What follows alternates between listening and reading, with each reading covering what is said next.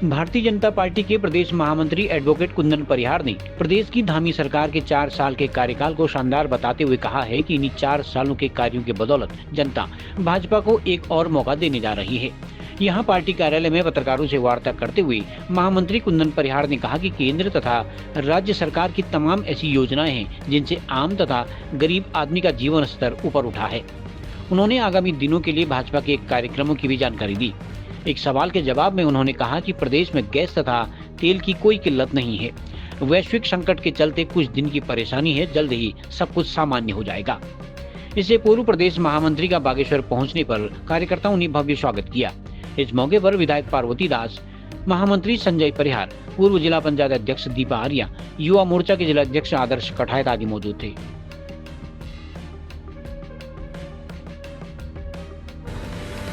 बागेश्वर के केपीबी international school मंडल सेरा में focus है सिर्फ बेहतरीन एकेडमिक शिक्षा और सर्वांगीण विकास पर।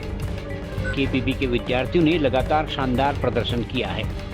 नवोदय और सैनिक स्कूल जैसी प्रतियोगी परीक्षाओं को पास करके और नेशनल लेवल पर खेलों में भी पूरे बागेश्वर का नाम रोशन करके इस स्कूल में पढ़ाई सिर्फ किताबों तक सीमित नहीं है। केपीबी अपनाता है आधुनिक शिक्षण पद्धति, एक्टिविटी बेस्ड और प्रैक्टिकल लर्निंग अप्रोच के साथ, क्योंकि असली विकास तभी होता है जब बच्चे समझकर सीखते हैं। अपने बच्चे के बेहतर भविष्य के लिए जुड़िए केपीबी इंटरनेशनल स्कूल से। यहाँ science lab, computer lab, library, सुरक्षित ट्रांसपोर्ट और खेल के मैदान जैसी सुविधाएं छात्रों का पूर्ण विकास सुनिश्चित करता है। केपीबी इंटरनेशनल स्कूल मंडल सेरा बागेश्वर, नए सत्र के लिए प्रवेश शुरू। केपीबी इंटरनेशनल स्कूल के साथ अनुभव करें अपने बच्चे के भीतर सर्वांगीण विकास को।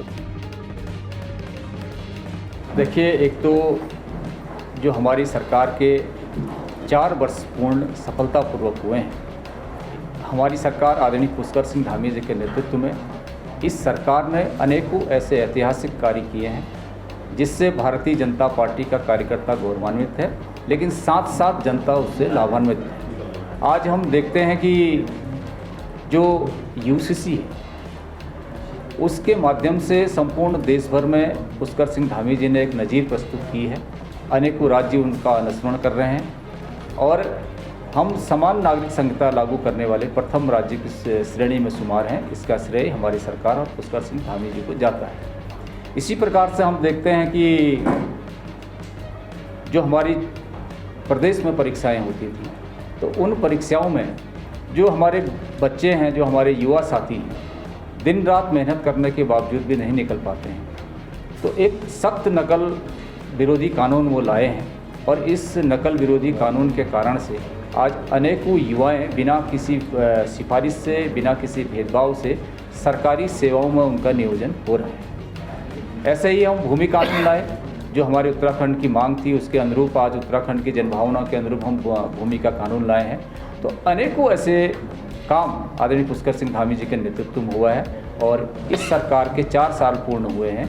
तो उस संदर्भ में हमारी सरकार ने क्या क्या इन 4 वर्षों में किए, क्या आगे हम 25 वर्षों में इस उत्तराखंड को बनाना चाहते हैं, क्या क्या दीर्घकालीन योजनाएं हम बनाना चाहते हैं, उस दिशा में भी हमारी सरकार एक स्पष्ट उसकी नीति है, एक हमारा रोड प्लान है कि उसके माध्यम से हम इस उत्तराखंड को 25 वर्षों में हमारा उत्तराखंड कैसा हो, उस दृष्टिकोण से भी हमारी सरकार प्रयास कर रही है। और सर, जिस तरीके से और बीजेपी उसकी तैयारी में जुट गई है, देखिए, चुनाव अपने निर्धारित समय के अनुरूप होंगे, लेकिन भारतीय जनता पार्टी केवल चुनाव को लेकर के अपनी राजनीति नहीं करती है, अपनी तैयारियां नहीं करती है। हम लोगों के लिए हर दिन चुनाव है, हर दिन चुनौती है। हम हर दिन नई चुनौती को स्वीकार करते हैं और उसका समाधान करते हैं। इसलिए कभी भी चुनाव हो, भारतीय जनता पार्टी का निश्चित है, जैसा जनता का विश्वास उसने अर्जित किया है, 2027 में तीसरी बार हैट्रिक लगा करके भारतीय जनता पार्टी की सरकार बनना तय है।